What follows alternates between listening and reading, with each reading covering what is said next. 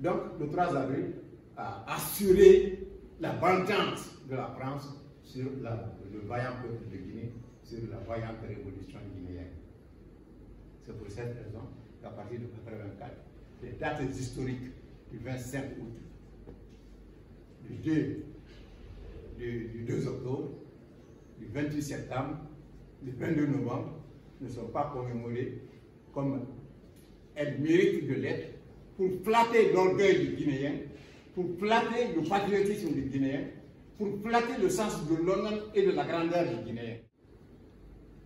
En 1984, ce que le PDG a appelé le complot permanent a triomphé et le CMRN a pris le pouvoir pour assurer la vengeance de la France sur le vaillant peuple de Guinée. En 1984, moi j'étais le directeur général du commerce intérieur. Je cumulais ce poste avec celui de chef de la division échange des services du bureau central d'études de projet à la présidence de la République. C'est pour dire que j'étais en plein dans le régime de la Révolution et je savais beaucoup de choses du régime de la Révolution.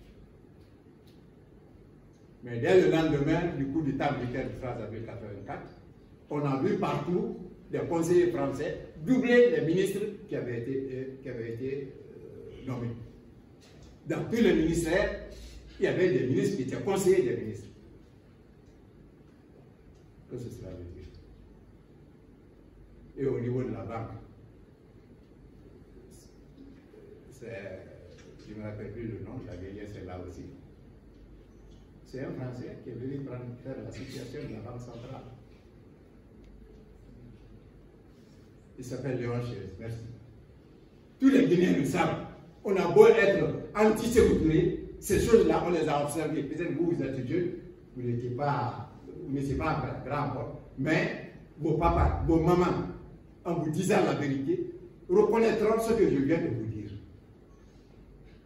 Sans oublier que le 3 avril, les auteurs de ce coup d'État ont pensé qu'il fallait désormais s'enrichir. Donc ils ont été cassés la banque pour enlever tout ce qu'il y avait comme argent, comme or. Et après, celui qui avait la clé des coffres de la banque, lui, il a été tué pour qu'il ne parle pas. Donc, le 3 avril a assuré la vengeance de la France sur le vaillant peuple de Guinée, sur la vaillante révolution guinéenne.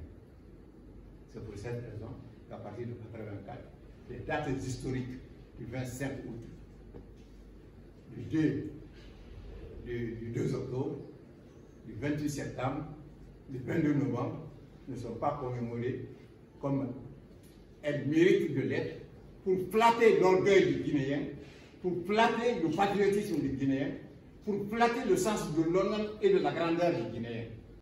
Ces valeurs qui ont fait que nous avons dit non à la domination coloniale, ces valeurs qui ont fait que nous avons résisté pendant 26 ans aux tentatives de renversement de notre régime.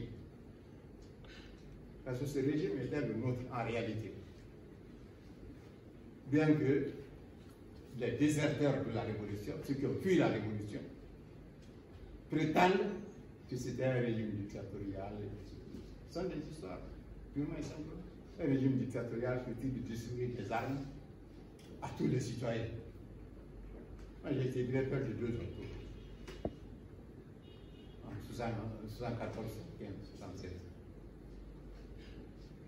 Chaque école avait un magasin d'armement. Tous les PRL avaient leurs armes. Mais c'est entièrement normal. Le coup d'État militaire du 3 avril 1984, c'était le retour de la France. Donc, à ce retour, il fallait tout faire pour discréditer la révolution. Et on a ramené la révolution exclusivement au Cambodge. Personnellement, j'ai fait le Cambodge. Mais il y a quelque chose